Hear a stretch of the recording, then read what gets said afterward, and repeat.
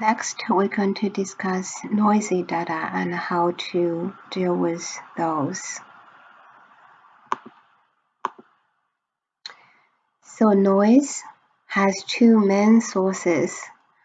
One is the implicit errors introduced by measurement tools, such as different types of sensors.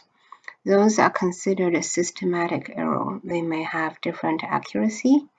They may have operation environment may influence the value captured. There are also random errors introduced by batch processors or by experts when the data are collected, such as in a document digitization process, because maybe the light source is slightly different, that the document captured and the quality of conversion from image to words might have different level of errors from one batch to another. There are also individual errors. For example, if we measure certain things, dimensions, weights of certain products, our accuracy, our scale, our things that used might introduce errors. So in a data mining task, if we think of using the typical classification task as one example, we can see that noise can occur in attribute values, but also in class labels. So in class labels, for example, we could have contradictory examples. So those two attributes are exactly the same, but the class are different. We're actually going to see situations like this in our police shooting exercise. And also you could have mislabeled examples. Certain examples, it should be negative but labeled as positive, all possible, because labels are either generated by human and human make errors, or some labels are predicted by computers and the chance for computers to make the error is definitely there. And attribute noise, and we have discussed. So those noise may come from those sources, and also it could have missing values we mentioned before. It also have those what they call don't care values for certain classification tasks. They might be not there, labeled correctly, not labeled correctly. So those are all the noises, and we want to emphasize noise again is different from outliers. Okay. So with noise, how do we handle noise? The idea is to smooth out those small differences. If we suspect that those small differences were contributed by noise, then we want to remove them. So there are many ways that can smooth out data. For example, using histogram. And we can sort the data and partition the data into bins, and then we use the mean or the range of the bin to replace the real values in the data set. So we're going to look at example of that. Regression, as earlier we mentioned, we can replace the data with the predicted value. We can use clustering, truncation, wavelet transformation. So we're going to talk about clustering and wavelet transformation in a bit of detail. Truncation is just simple. If you have numerical data, and you can just remove some of the insignificant digit in real numbers to reduce the noise. For example, sensor data.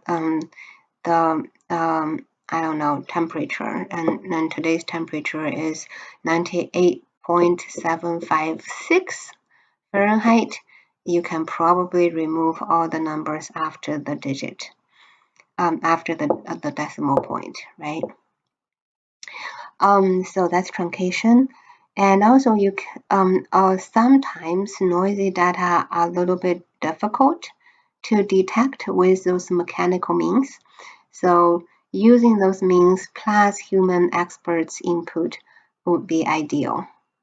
So next we're going to look at Bing, histogram analysis, clustering, and wavelet transformation as ways to deal with noisy data. So histogram, we have discussed a histogram before. Histogram can be created in multiple ways. The idea is to create intervals within the entire range of the value, and then those intervals are called bins. And then with those bins, we can use the bin of the bin or the range for particular bins to smooth out values.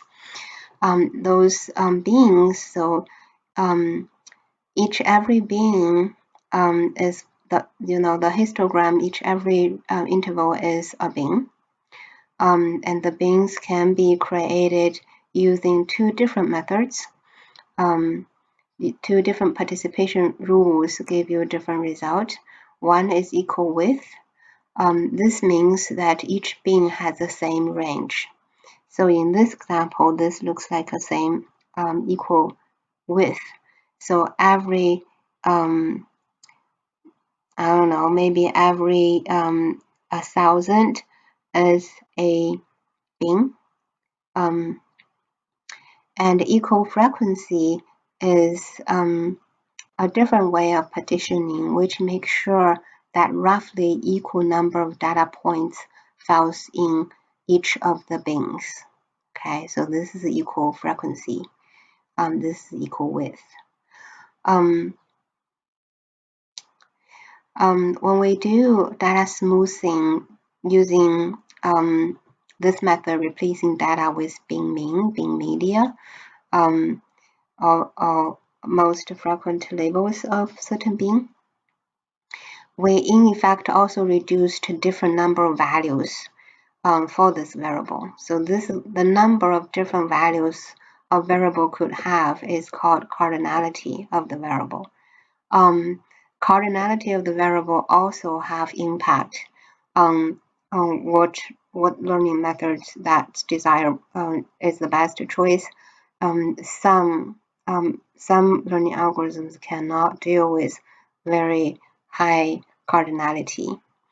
So this is another concern. So a lot of times we want to use histogram to do discretization, which we're going to discuss later, is to reduce the number of the data values that a variable may have. Okay, so we talked about creating bins, and there are two different methods, but how many bins should we have? There is not a good answer, good and easy answer for that. There are some recommendations, and there are lots of those. And one of those is called Friedman diaconus rule. That tells you to use total number of observations and the IQR. Do we still recall what IQR is? Interquartile range, right? To find the width of the bin and the number of the bin. That allows you to create partitioning. In base R, you can use this method to just call FD. The system going to apply this rule to discretize or binning your data. The equal width bin has the issue of outliers because we are dividing the entire range into n bins. You have one extreme outlier, your range will be stretched out undesirably. So that could create problem. The skewed data is also a problem. When you have data distributed in a very skewed way, then you have your one bin could cover the majority of the data points. For smoothing purposes, it's certainly not desirable. Basically, you have converted majority of your data points to the same value. So data with skew, when you have skewed data, you should not use equal width. You probably want to consider equal depth. So equal depth is to divide the range into n bins of equal number of examples. It provides good data scaling. So you basically make the data similar to its neighboring data, right? So you first already sort the data. When you're binning it, you will smooth the one value, make it more similar to its neighboring values. So equal number of examples going to influence this value's new smoothed out value. Again, how many is a question. It depends. We later are going to look at some a method that learns how to bin. That we're going to do that later. But in general, I think it's based on the experience and also try and errors. You can bin it in different ways and look at the performance and see which result is most informative. In machine learning, and data mining, there are so many methods has been proposed. We know we have rough ideas which method would work under different situations, but those ideas are fairly rough. I mean, I cannot tell you specifically on your data, for this data set, you should use this. There is not a formula like this. A lot of times it's using different methods to search for the best combinations of methods and parameters. And we're going to introduce those methods. How do we find the best performing things systematically? So here is one example of data smoothing. We're going to use one-dimensional data, sort the data. So we have a vector of prices in dollars. And first, we need to sort the data in order from the smallest to the greatest. And then we participate this data into equal frequency bins, which means for every bin, we're going to have the same number of observation. So here we decide each bin going to have 4 observations. So we create 3 bins. And then to smooth the data, we can choose different methods. We can smooth by bin mean. So in this case, the first bin, the mean of the first bin is 9. So every value is converted to 9. The second bin, the mean is 23. So everything is converted to 23. So this is smoothing by bin mean. Compared to the original value, you can see there's lots of little variations within each of the group. But after smoothing, we have just variations between bins. We have reduced a lot of variations there.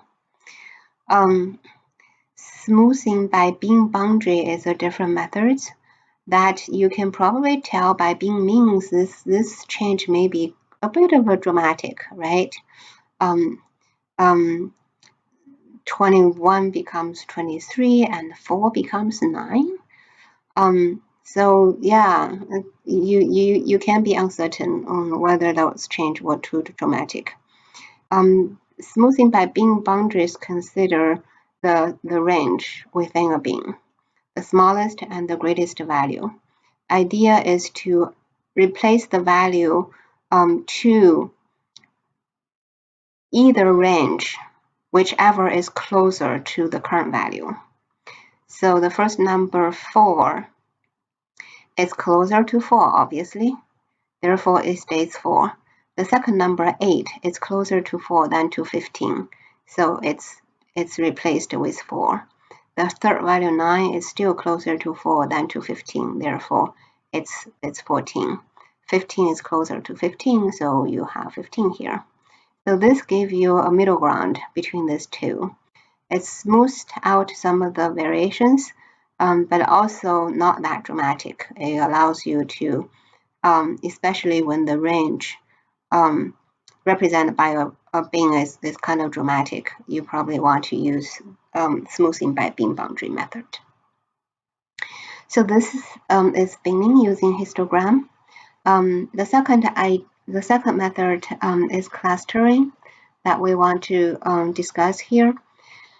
So idea of clustering we mentioned before is to maximizing the inter-cluster distance and to minimizing intra-cluster distance. Okay, so all those dots are data observations. So you can see those dimensions are your attributes or your features. So those observations are clustered. We can see 3 clusters and some outliers. So clustering can be used for data smoothing purpose, removing noise by take the cluster means media. So we can replace all the values here with the central point, for example, the mean. It can also be used for data reduction. We don't actually have to store every observation. We only need to store the centroid, so the central points, and the diameter. So that gave us the same information as the regional data gave us. For certain mining tasks, that would be a good way to reduce data numerosity. Outlier detection, as we can tell, some clustering methods will leave data points out. Data points left out of clusterings will be considered outliers. So this is a visual way to detect outliers. But certain other algorithms, other clustering algorithms will cluster everything. In those cases, those methods, clustering methods, will not be very effective for you to detect outliers. Clustering method is very powerful because it can work with mixed type of data. Continuous, discrete, mixed data sets can all be used for clustering. And there's many methods and functions we're going to study later in chapter 10. They can be very effective. If the data is clustered, we're going to look at methods that assess the clustering tendency of the data, so we know there are clusters in data. But if data is mirrored, there's lots of overlap between clusters, that can be a little bit challenging. There's different ways, hierarchical clustering, that you can actually decide after the data analysis is done, you can decide how many clusters you want to have. There is no assumption. It's a non-parametrical method. Clustering, you don't need data to be normally distributed. You don't need data to be independently sampled. You just have the data and you apply clustering to find the patterns that data represents. So the last topic for data smoothing or noisy data processing is the wavelet transform. This is a method developed in image and audio processing and compression. The idea is to transform the data into a different space, that making certain features more visible. And so the data can be used more effectively for some purposes. But then if there is a need, you can always reconstruct the data to the regional representation. Fourier transformation is one way to do that, but Wavelet seems to be more effective for certain applications. We again going to use the simplest wavelet transform example to illustrate the idea. Discrete wavelet transformation is used for linear signal processing and support multi-resolution analysis. Those phrases going to become a little bit easier to understand once we look at an example. So the idea why this can be used for data compression purposes or dimensionality reduction or smoothing out noise is because once this transformation is done, we can find a set of wavelet coefficients that are larger than the rest. So we can only store a small fraction of the original wavelet coefficients, pick the strongest one, that achieve multiple purpose of data compression, dimensionality reduction, and data smoothing. And again, it can be restored to the regional. This diagram, I don't think it's going to make sense at this time, but after we look at example, it will. So we're going to use Haar wavelet decomposition as one example. Haar wavelet is probably the most basic, the most simplest to understand. So I have the method summarized here, but I think it's easier to work on an example. So the wavelet decomposition is this process that we start with a 1D example, meaning we have one variable, right? We have this one variable and we're going to transform it.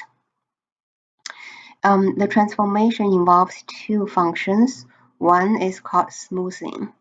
The idea is to using pairs of values from this data sequence to find the mean of the two. So those are the A's. So A2 plus A1 divided by 2 going to give us a new number, right? So this is the first function, smoothing. We took the average of the two data points. The second function is find the difference between the two. So A2 divided by A1 divided by 2. I mean, A2 minus A1 divided by 2. That gives us the difference. So let's use the example as this is our starting data, the regional data, right? So to find the averages, 2 plus 2 divided by 2 is 2. 2 plus 0 divided by 2 is 1. 3 plus 5 divided by 4 is 4. So this way we find this is a smaller representation compared to the regional one. The regional one, we have 8 data points, so the resolution is 8. Now we reduced its resolution by half. Now we only have 4 data points. And this, as you can see, is just a rough representation of the regional. Okay, therefore this is called smoothing. Okay, so we applied the first smoothing function, but we also need to apply the second difference function. And this gave us the coefficients that we eventually going to care. So the difference is actually just a two value, the difference of the two divided by 2. So 2 minus 2 divided by 2 is 0. 2 minus 0 divided by 2 is 1. 5 minus 3 divided by 2 is 1. And 4 minus 4 divided by 2 is 0. So this captures the differences between those two data points. You might ask the question, what if we have an odd number here? Right. If you have an odd number in the original dataset, you need to pad this odd number with zeros.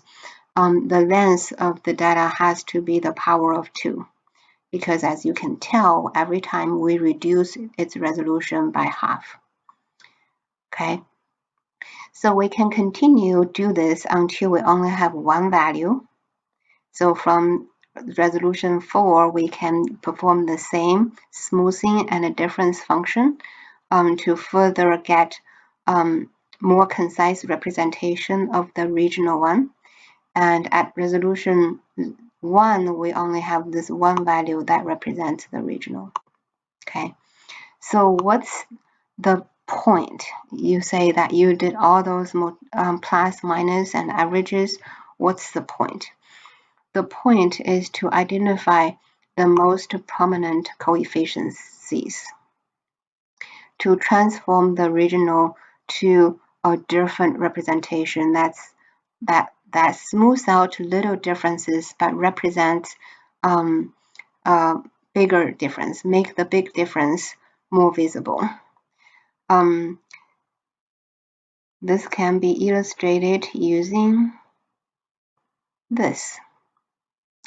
We'll go back to complete the whole process, but we have the original data that we have. If we plot it, it's going to look like this. After the transformation, we're actually going to have this blue line. So you can see this blue line captured the major changes of in the orange line that smooths out those local differences. Okay, so now we know that was the purpose. So we see that through those transformation, we have the original data be transformed to this. At this time, you will observe now the coefficients, some of the coefficients becomes 0 or becomes very small. The idea of this using Wavelet is to replace very small coefficients with 0. Only those significant coefficients are retained. So I also want to show you that from the coefficients that we have obtained, we can restore the original value. You can probably follow this details on your own, but the idea is really simple. Recall, we created those average values and differences by using this formula. And now when we know S and D, we can certainly find A1 and A2s, right? So in the reversed way, we can find the original values. We'll do that layer by layer. We start from here, we restore those two values and those coefficients and going up until we reach the original, okay? So once we have this, once we have understood those details, we can now come back and look at the method. So what we just performed was step 1. We performed a multi-level wavelet decomposition. We applied those two functions recursively until we reach the desired resolution, or we reach the end of the iteration. There's no more. Our value becomes one value. We only have a vector with single value, so there's no more, no additional iterations we can perform. Now, step 2 is to identify a thresholding technique. There are many, but I picked one simple one. It's a heuristic rule. Given the length of the data and the median that you have, you can compute a threshold. And then we can apply that threshold on the coefficients that we have created. Anything above that threshold going to be returned. Anything below that threshold will be replaced with a 0. And then we can reconstruct this representation. So